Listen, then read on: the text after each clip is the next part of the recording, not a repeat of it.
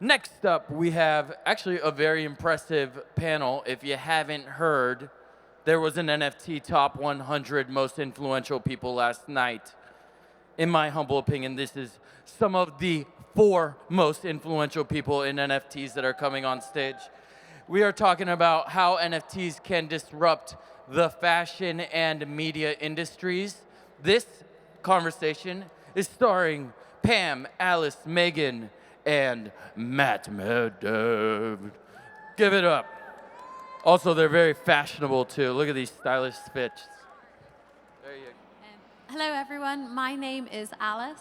I am the CEO and founder of Psyche, which is a Web3 digital fashion community and platform. So excited to see you all here today. Thank you so much for coming. I want to pass over to my incredible panelists who are going to introduce themselves. Pam.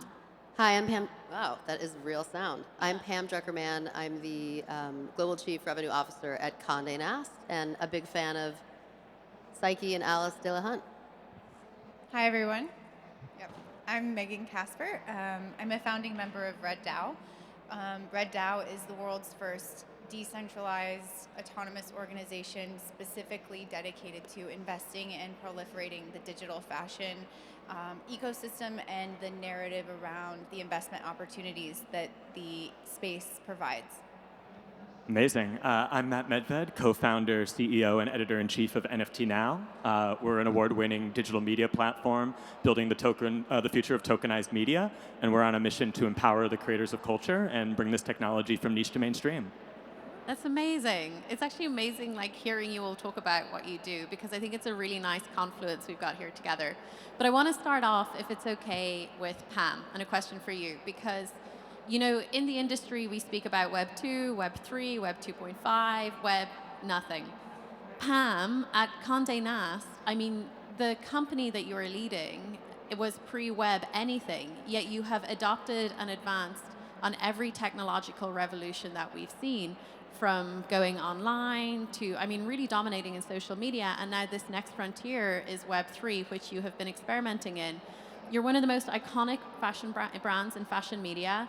How are you approaching it, and how are you thinking through NFTs for Conde Nast? I just want you to know I don't come before pre-web. I'm much younger than that, but yes, Conde Nast. So Conde Nast, for those of you that don't know, we have brands like Vogue and Vanity Fair and GQ, and ultimately these are brands that have always been at the cutting edge of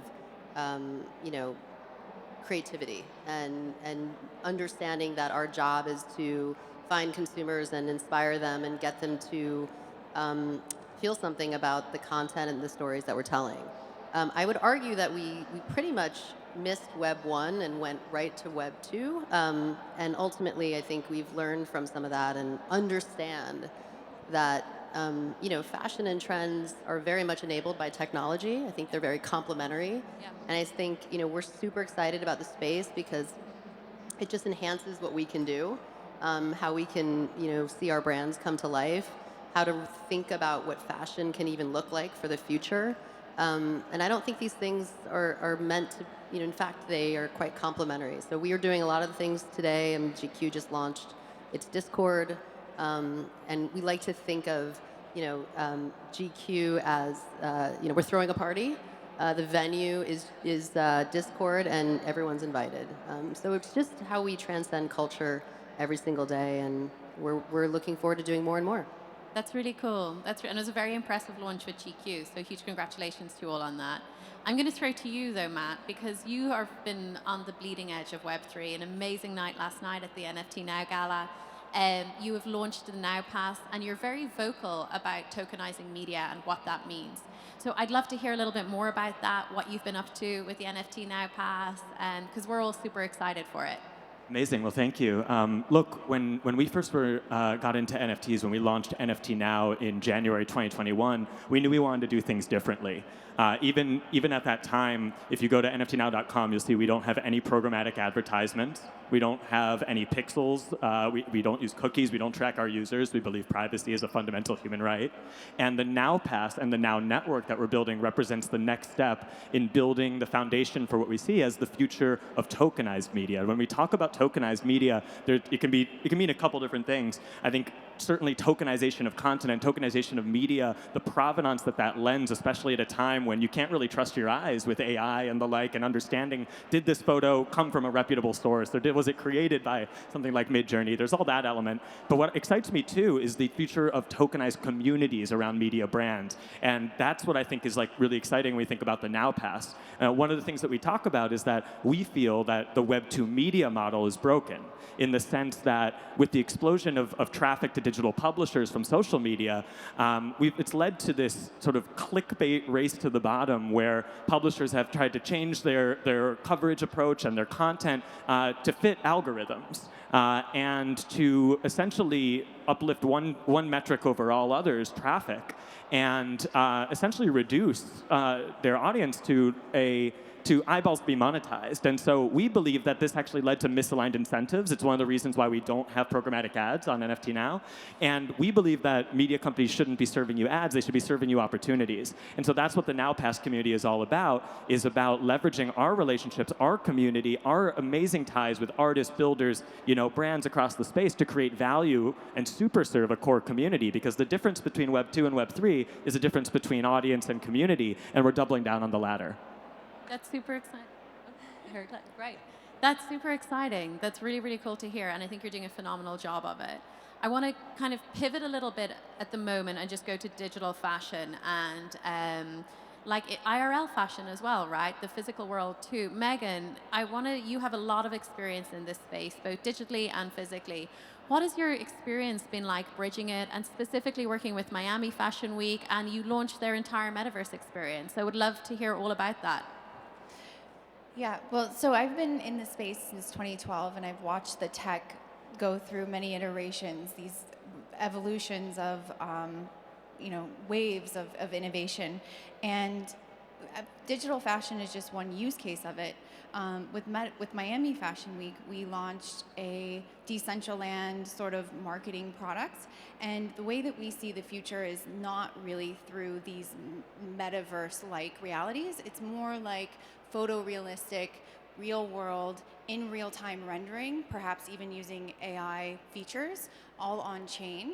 And so you could think about it in the sense of having a browser now and experiencing fashion or shopping for items online, but in a more experiential way, so using augmented reality.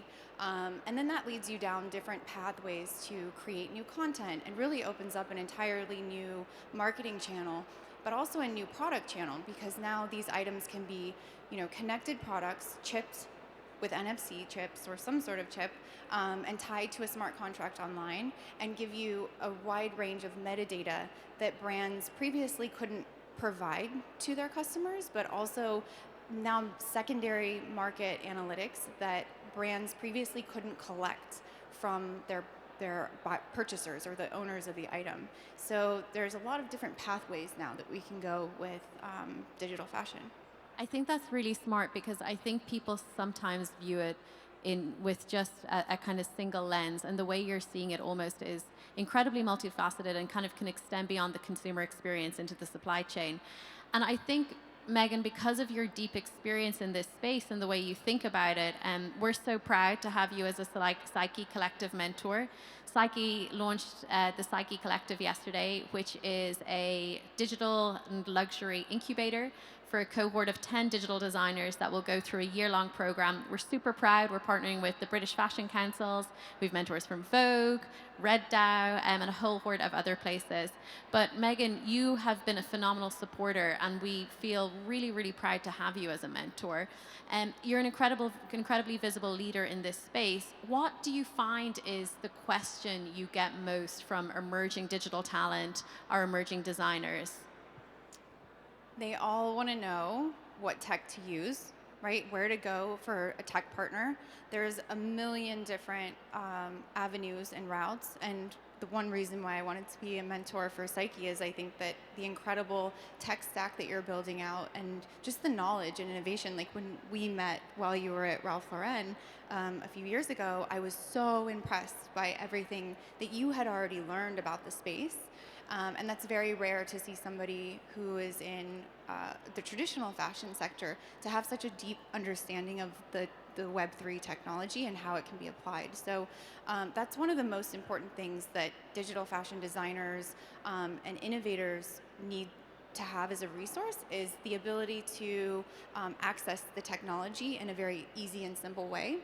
And then, this technology, I think, is going to disrupt us.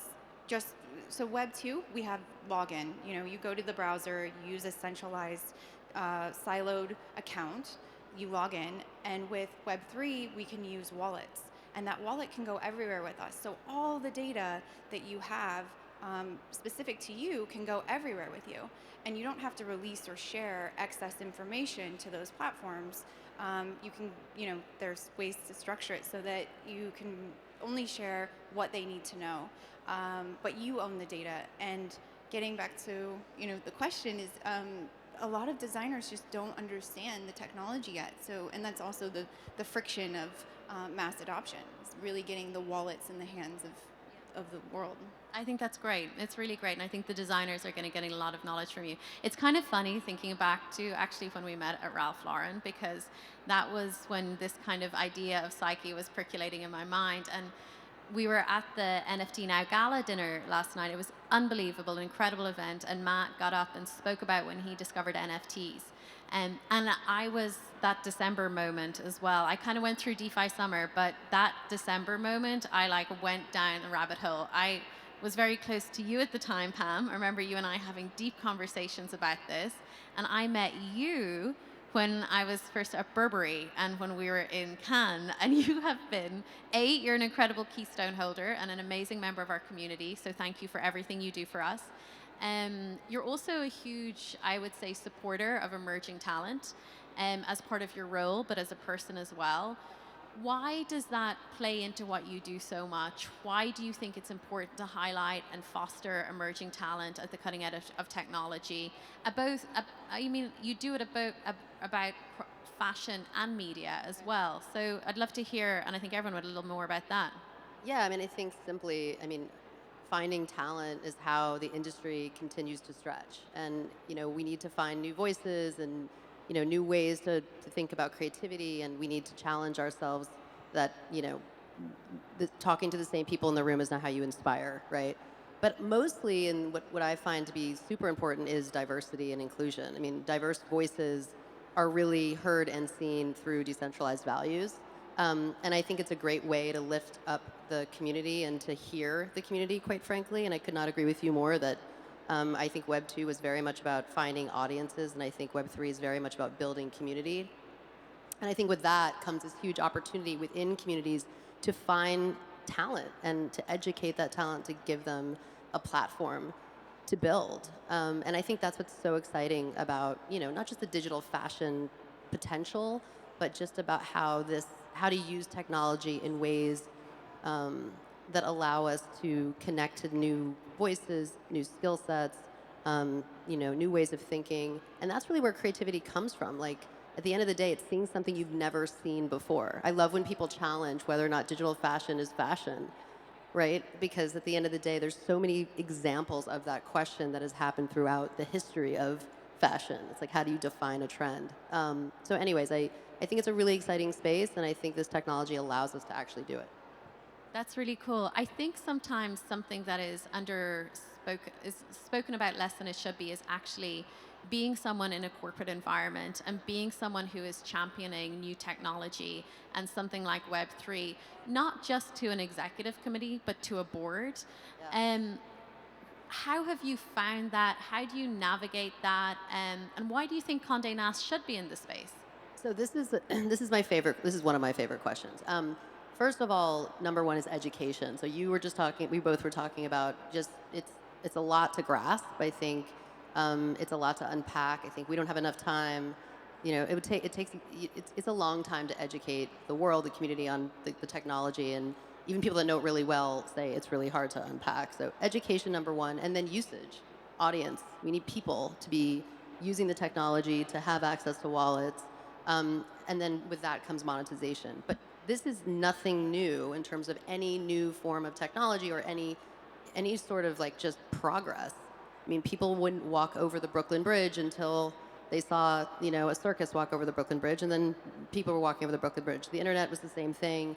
It just takes education and usage and confidence, and then comes monetization. So yes, I mean, we know it's not only coming, it's here. And so you know, if we want to be relevant and we want to be a company that is still telling great stories in the future, I think it's absolutely not just necessary, but it is like, it's imminent that we be a part of this space. So I totally agree with you, and I actually think it's a nice build into Mann, you know, and what your perspectives are here. Because I think, well, firstly, on the digital fashion point, you have just launched a phenomenal new category that we are all in the space so excited about, which is your digital fashion vertical, Runway. We're super excited to talk to you about the exclusive of the Psyche Collective, and so proud of what you put out there. But why have you specifically chosen to focus on digital fashion? Because to Pam's point, you know, at times there, you know, none of us believe it, but there were these moments when people said, like, is digital fashion really fashion? And you don't just believe that, you're doubling down. So I'd love to hear a little bit from you about that. Absolutely, absolutely. And thank you for the exclusive. We love doing that with you. And very excited for everything you have in the works. So yeah, look, I mean, I think at the end of the day, like, we're always thinking about skating to where the puck is going, right? And in our eyes, like, we are all part of the last generations to grow up without digital ownership from day one. So future generations to come are not going to have the same hang-ups that we do. They're not going to be wondering how they hang that digital art on their wall. They're not going to be talking about right-click save. They're not going to be questioning whether digital fashion is fashion. They are going to grow up owning things digitally and physically and accept them both for their own unique strengths and appeals. It's always an and, not an or, right? And that's important to get across. And so we think about that. Even the younger generations already get this, right? Like Gen Z with Roblox and Fortnite. Like, they're already there. You know, it isn't all tokenized yet necessarily. But when we think about that, digital fashion, you know, as I mentioned, the mission with NFT Now is about empowering creators and also bringing this from niche to mainstream. So when we think about digital wearables, we think about digital fashion, it's an incredibly powerful category to help bridge that gap in mainstream adoption. And so it's an area that, you know, it's been amazing to see pioneers like Megan and, you know, like come into the space and really help open eyes to the power of this technology. And so we wanted to double down on that. We recognized it, you know, as we build out the Now Media ecosystem and the Now network, we're identifying a number of different categories that we think are just have an incredible potential to help support our mission, and we want to be able to provide a platform for. And the first one is with Runway, digital fashion. Our advisor, Afrod at Zuri, has done an amazing job helming that column, and it's been amazing to see that grow. And that's just the beginning for everything we're going to be doing in the space. We also see AI and gamify and blockchain gaming as other areas that we plan to continue to grow the ecosystem. But I think especially with digital fashion, when we see so many of these you know, A-list brands coming into the space in meaningful ways, and amazing creators liberated to do things that just weren't even possible in the physical world. Like, there's such an excitement and an energy in the space right now, and that's why I would say when we look at the NFT 100, which came out yesterday, the area that grew the most in terms of representation this year, I think, was the digital fashion category, and we're going to continue to double down on that, and Runway is our brand for doing so. That's so exciting. I've got to ask you, do you have any favorite digital fashion pieces? Ooh, I mean, look, I love history, so, you know, I am a big fan of the Fendi that Megan wore for the Hout Living cover, all that. I think that's amazing. And also, like, you know, I think the Dolce & Gabbana drop is one that we're going to look back on as a company that entered the space the right way and was met with, like, you know, an incredible success. I know that Red DAO, you know, played an important role in that as well. And so, like, I like to think about things like when we look back 20 years from now, 30 years from now, 200 years from now, like, what were the brands that came into the space and kind of pushed things forward? And that Dolce drop also sticks out in my head, you know. I totally agree with you on that. And also I agree with you on the fact that I think at times, being in the fashion industry that is quite established, when you look at digital fashion and people ask, you know, is it even real? You've brought a really good point up about Fortnite and Roblox. And I always go back to this. The revenue that Fortnite gets from its apparel and skins, quite literally from its digital fashion, is bigger than the revenue of Loewe, Bottega, Burberry, massive luxury brands. And there's a generation who aren't even thinking twice about spending the money on it. Those are my kids. They are your kids. They're the I've ones seen leading it. They are. They are. They're spending your paycheck on it. I've watched it. Every day. Yeah. And they don't own it. Yeah. That's the sad part. You can't change or move it from And one that drives them platform crazy, to another. actually. They hate that. Yeah. They don't think that's right. So once they're offered an easy, streamlined UI, UX ability to Totally. trade and transfer and move their assets with them connected to a wallet, Like totally. And as they kind of grow up, I think that's going to be the expectation. To your point, it's not going to be something that is any less than expected. Specifically, if they're spending money. I bought my Gucci bag on Roblox, and I was livid. I couldn't move it. Anyway. You and Micah, very I know, upset. the two of us. But anyway, yeah, so I just think that's a really important point because this generation is growing up. They're going to spend more on it. I think it's going to be really important to have platforms that enable interoperability and the tokenization of that, of the fashion specifically itself. Megan, I want to go back to you for a second because you raised the really good point of they don't own it, right? The platform owns it, and that's one of the biggest problems that we see. But in terms of just some of like the fashion that's out there, physical, digital, like what are you seeing as some of the biggest trends? You just, it was just Metaverse Fashion Week. Was there anything that really stood out to you? well, Metaverse Fashion Week this year didn't go over so well. So we all know that. And I think that that is a direct attribution of us really wanting and desiring to have the digital with physical reality, so mixed reality. And I think that when we have device disruption with augmented reality coming and improving, that trend will really take off and give us a new channel of how we interact with fashion. And I'm most excited about AR, also AI-generated fashion.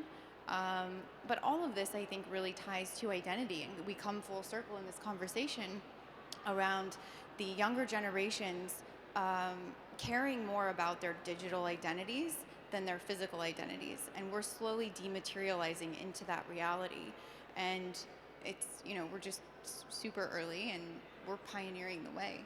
It's so early. It's still so early. And then chipped, of course, Yep. chipped networked products. I think that that's a huge trend. IoT, Internet Yep. of Things, connecting all of what we're wearing. What I'm wearing, the designer doesn't know where I'm wearing it, who I'm wearing it around, for how long, Yeah. where content is being generated and created and shared.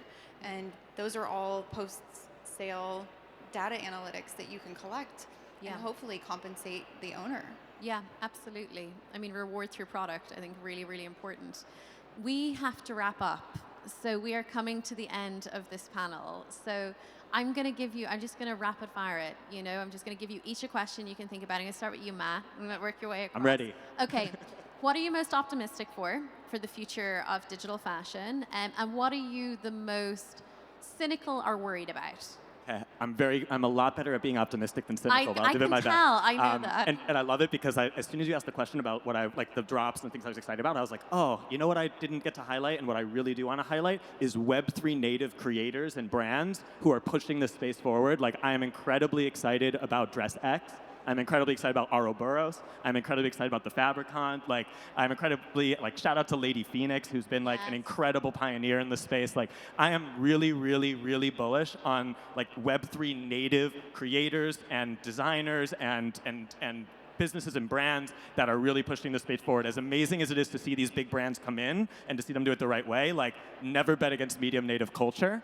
I guess when it comes to being cynical, I do think that we're probably, we know that the space moves in cycles, right? And so we're currently in the bear where, when we get back to bull, I'm sure we're going to see a lot of, Web 2 brands try to come in, in ways that are driven more by financial gain than pushing culture forward. And I just hope that our space is ready for that.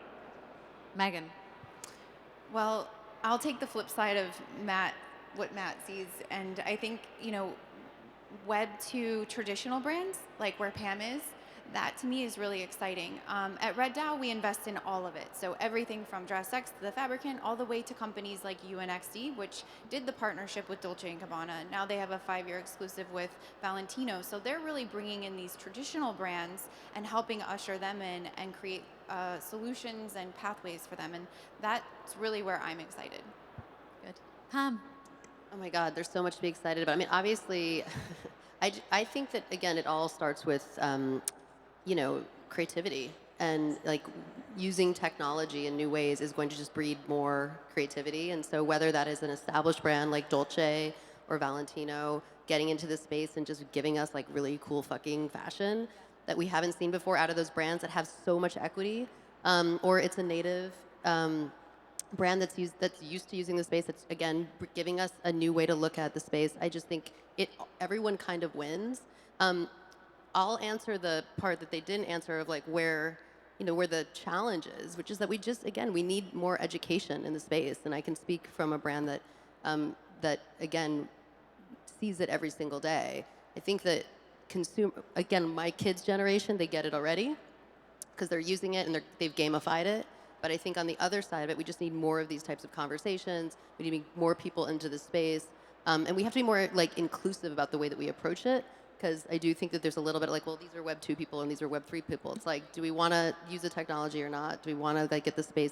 Do we want to get more consumers into the space or not?